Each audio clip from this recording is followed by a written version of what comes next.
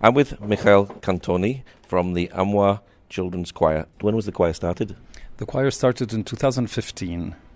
Actually, it started in Hebron with about 30 children in Hebron in the summer of 2015, and then a couple of months later in Bethlehem as well, another group of 30 children. And the choir is called Amwaj, which means waves in Arabic. And why was the choir started? It was mainly the decision of my wife, who is a musician and a professor at the Paris Conservatoire, who has taught in Palestine for a year at the Edward Said National Conservatory of Music, where I was working at the time as well in 2013-14. And she became a musician, and a very successful one, because of her growing up in a choir school herself when she was a child. So she always felt that was probably the best way to approach music from the beginning for children. And here in Palestine, both her and I, we have noticed that all the music schools, they tend to have a sort of, they do a very good job, but they have a sort of obsessive approach of individual tuition of musical instruments, which makes life much more difficult than actually discovering music by being in a group of 30 children or 60 children, always together for many hours a week, and just discovering things and music together and learning without the difficulties of an instrument. And what sort of age range is the choir?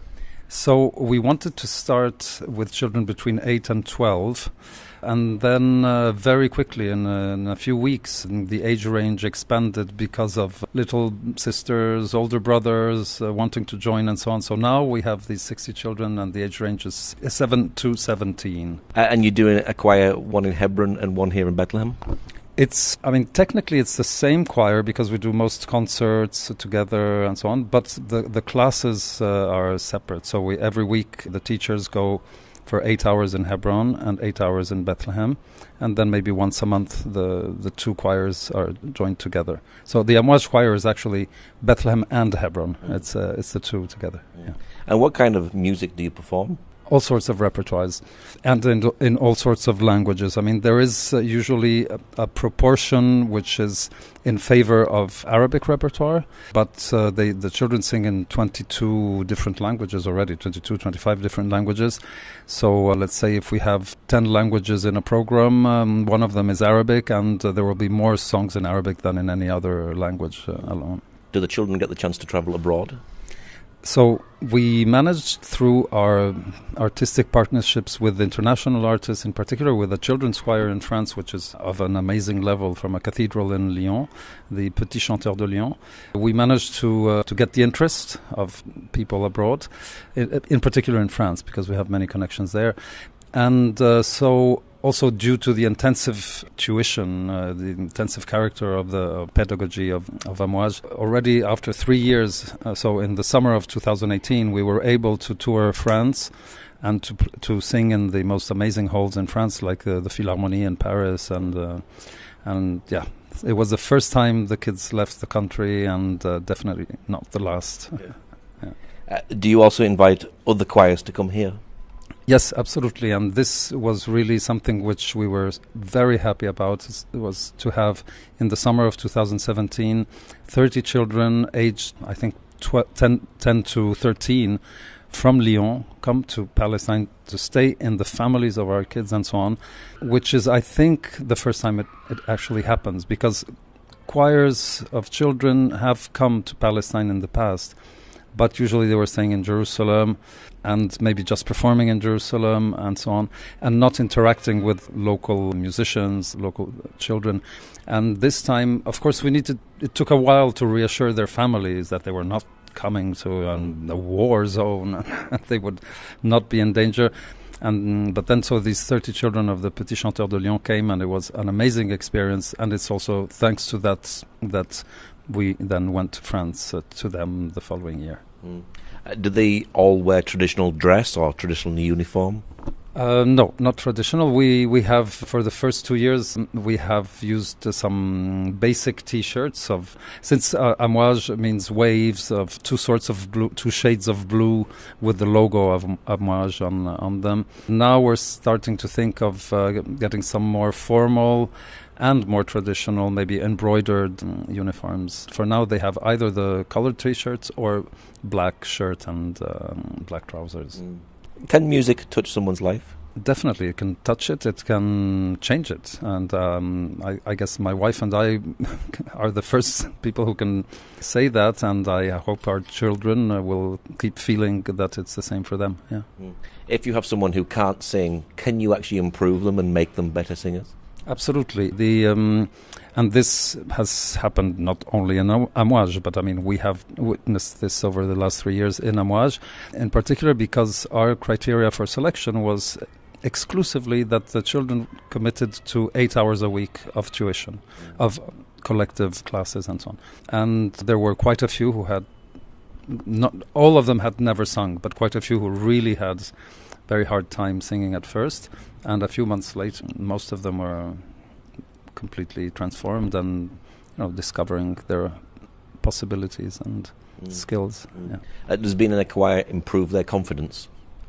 Definitely. Their confidence in themselves, their social relations. At first, the first winter camp we did, there were the Hebron children on one side, the Bethlehem children on the other. Then gradually they became friends, and now, I mean, they're inseparable and all feel very proud to be in the choir and amazed by all the things they're able to do. And yeah. But they need to have a lot of dedication to the choir, don't they? Definitely, but unlike when one studies a musical instrument, it doesn't require a big effort apart from when they are in rehearsal with the others.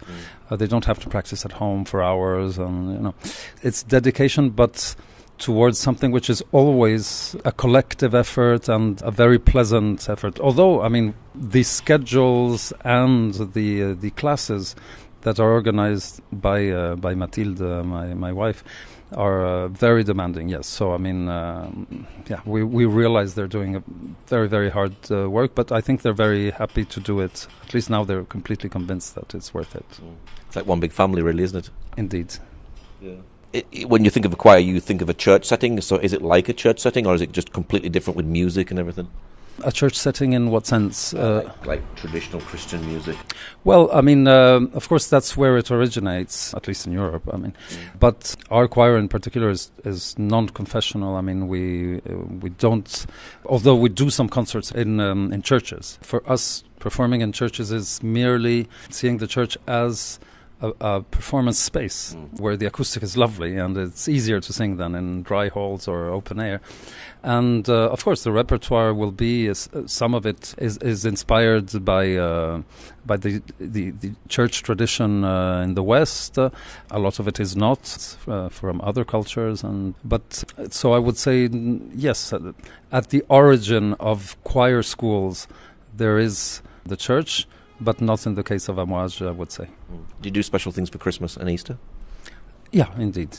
I mean, we're in much demand of Christmas repertoires and so on. I mean, we've been invited already for the past 3 years to do Christmas concerts, and which was very fun also to prepare, and because the children actually are from Hebron and villages around Bethlehem and refugee camps in Bethlehem. So the children are all Muslim. It happens to be like that. It was not a choice. It just happens to be for the areas where we teach, and it was quite fun for everybody, for them, for their families, for the Christian community in Bethlehem, to see a choir of Muslim children singing Christmas carols in the Nativity Church, for instance. You're working very closely with children. Are you seeing them change their life and turning things around? And do you hear stories of how the choir has changed their life? Yes, indeed, and I see it very much also in projection towards the future. We recently spoke with a few of them about how they would see the choir in 2025. what they imagine. So apart from, possible marriages between members of the choir and so on, but the involvement as teachers in the future of the children themselves. I mean, they've discovered possibilities which were not available until then. Are you making a difference in the community? I think so. At least, in the small circle that is around us, yes, definitely. And we're hoping to get this choir to inspire others and. What's your hope for the future of the choir? That the members of the choir feel it's an important experience for them, or it has been if they stop being in the choir, and that maybe more and more children will be able to join. Of course, we need to wait in order to do that, to expand the choir. We need to wait to have this generation become the next teachers of Amwaj. Okay, Michele, thank you very much. Thank you.